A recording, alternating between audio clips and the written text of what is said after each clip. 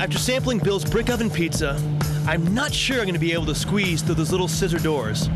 But once I'm inside, the car wraps itself around me like a glove. I can immediately feel that this Italian bull wants to run and run fast. The mid-engine rumbles behind me with over 500 horses just begging to be set free. And who am I to argue? I'm amazed, as we cruise through this exclusive neighborhood, how readily Bill agreed to let me take his $350,000 automobile. Now I'm guessing he's never heard of my tendency to take race cars into walls at high speed. But the more we talk, the more I realize he's just a really generous guy. And I get the feeling that the regular employee barbecues he hosts at his home are more like big family reunions than work functions.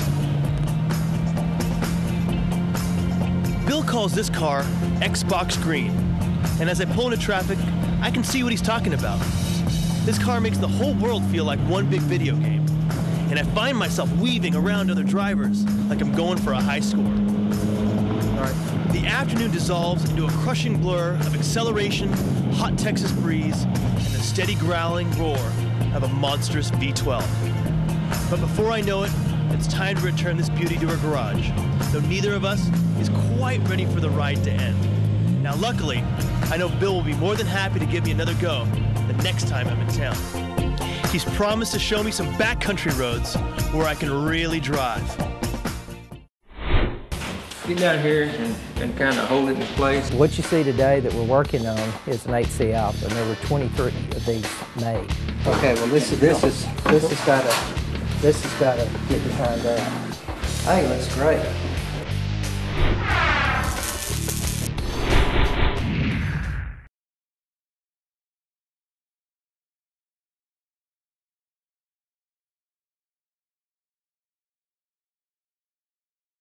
So if your local drive-in theater got shut down for whatever reason, just come over to Bill's house and you got your own here.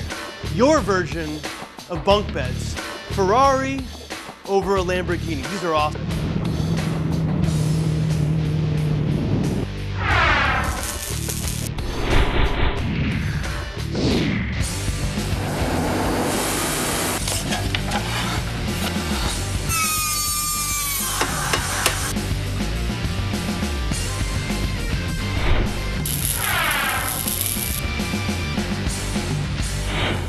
I think it looks great.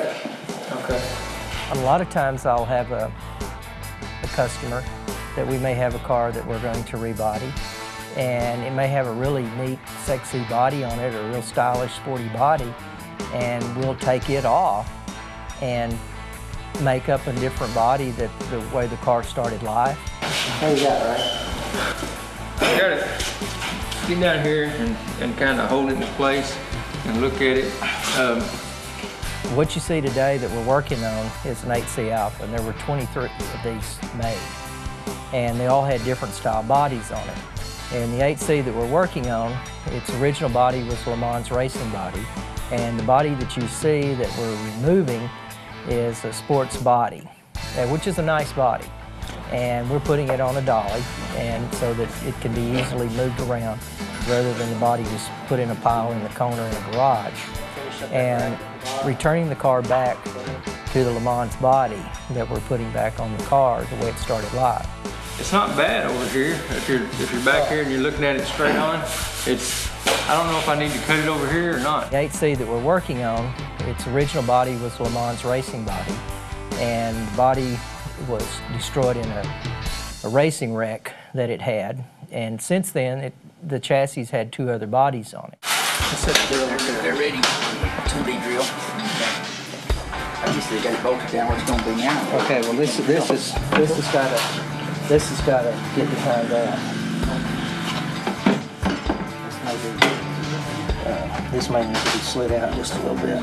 We'll have a situation where it might be a car that looks perfect and it's driving, and someone says, "Why do you want to tear this up?" Well, we're not really tearing it up. We're removing one body and putting another body back on it the way the car started live. It's got to be slid out, but that's going to be It's got to go about half inch probably. Okay. Am I going to be a little fluffy here? Well, it's just going to have to be because there's not all lined up. It's only line up to this, but it's ain't gonna matter. Anyway, we need to see if we can move that. I really like the racing body because it's a totally different type looking body. Plus, returning the car back the way it started life, the car's worth a lot more money. And it's kind of like bringing back a little piece of history the way it was and recreating that, I think sometimes is real important. Let's tell you what, let's push it forward just a little bit, or a little closer look at it. I'll stand back. See, what I was looking at is eyeballing it from, eyeballing it from, how it's coming around here, and then look at what's there. This body, who made it, did a good job, but part of the things didn't fit real good with the detail and things like that. I mean, we don't want it perfect because when the car was made, it's handmade, and we want to keep it where it still has that same little look to it. The deck lid that went on the car, who made it up, did a pretty good job, but they had it a little too fat and a little bulbous in a couple of places. And what we're doing is taking part of that out and make the fit where it works better than it is right now. We cut the fin off of the car and sectioned the deck lid and got the shape right, and then straightened the fin where it had been twisted, and then put it back on. Certain things when the shape of something's off, that's a dead giveaway. And that's something I can study some pictures and I can walk around a car, and 99% of the time I can tell you if it's real or not.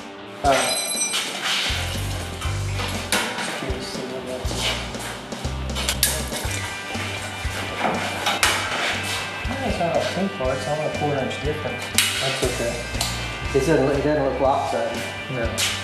I see lots of cars that are restored, and the craftsmanship is really good a lot of times.